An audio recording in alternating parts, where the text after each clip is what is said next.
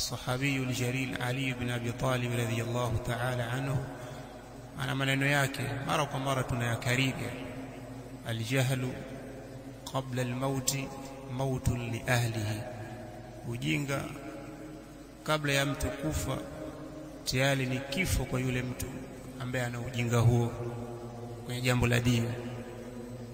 Wa ajsamuhu qabla alquburi kuburu, na vile viwiliwili vyao miili yao kabla ya makaburi ndio makaburi yao wenyewe. Yani vile mtu anapotembea hali ya kuwa hana anachokifahamu katika dini, basi yeye ni maiti na mwili wake ndio kaburi. Wa arwahuhum fi wahshatin min jusumihim, na roho zao zipo katika simanzi hali ya kuwa zipo katika viwiliwili vyao. Walaysa lahum hatta nushuri nushur, na hawana wao hata baada ya kufufuliwa Yusuf ya kiyama kufufuka, kwamba watafufuka sasa hali ya kuwa ni werevu. Maadamu walikufa hawajui dini, watafufuliwa hivyo hivyo hawajui dini yao. Sio kwamba watafufuliwa sasa wametaalamika huko makaburini, watafufuliwa vile vile.